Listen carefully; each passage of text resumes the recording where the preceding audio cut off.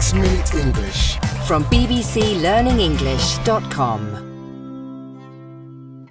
Hello, this is 6 Minute English from BBC Learning English. I'm Phil. And I'm Pippa. Here at 6 Minute English, we love discussing new tech. One of the most controversial technologies of recent years is driverless cars, also known as self-driving cars, autonomous cars, or robo-taxis.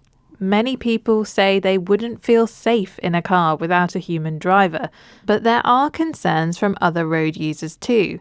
Pedestrians, runners and cyclists. How will driverless cars interact with them? It's a problem Professor Stephen Brewster from Glasgow University has been working on. He explained more to BBC World Service programme Tech Life.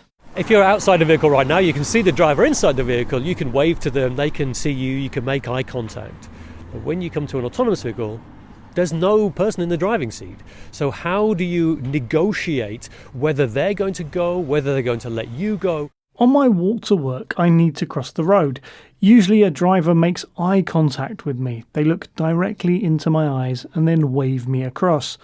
To wave means to raise your hand and move it from side to side. It's a gesture for saying hello, or a way of telling a person to do something. Luckily, Phil, you usually arrive safely at work, and as yet there aren't no driverless cars in London.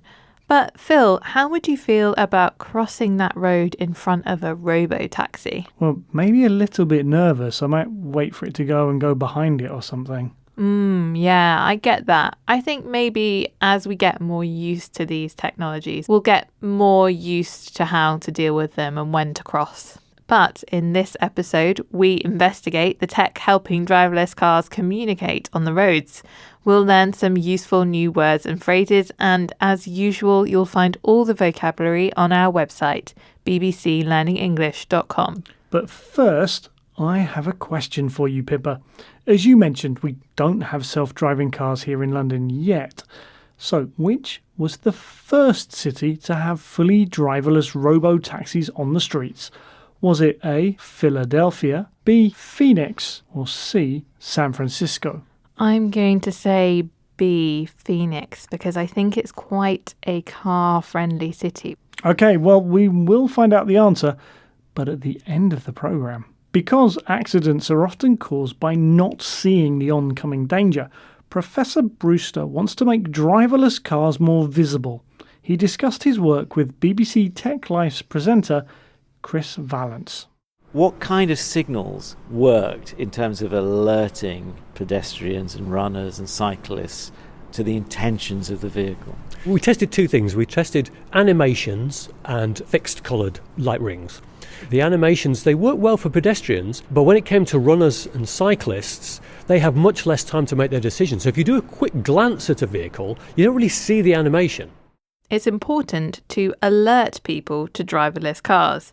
To alert somebody means to warn them about a potential danger. Some cars do this with animations, displays of moving images, for example, a green man walking, to signal it's safe to cross.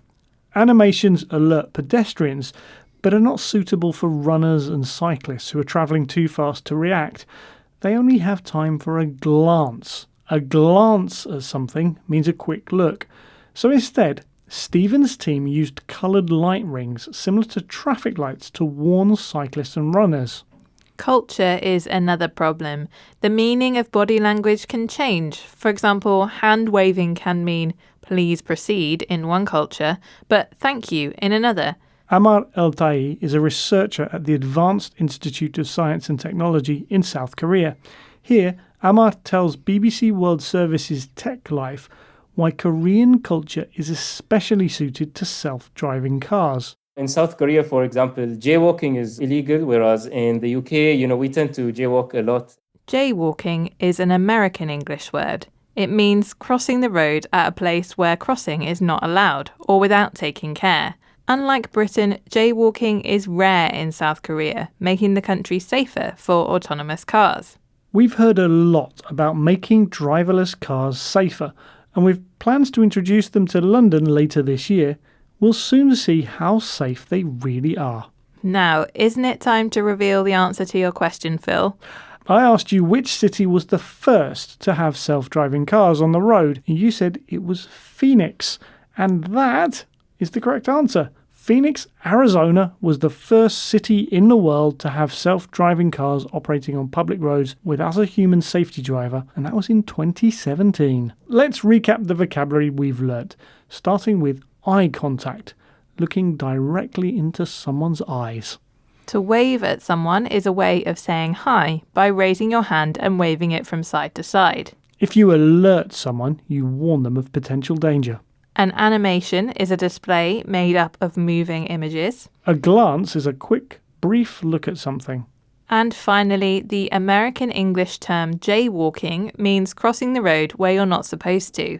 Once again, our 6 minutes are up. If you'd like to hear more programs about technology, you'll find plenty on our tech topic page, all on our website. And there you'll also find a quiz and worksheet for this episode. Visit bbclearningenglish.com. We'll see you again soon, but for now, it's goodbye. Goodbye. 6 Minute English from bbclearningenglish.com.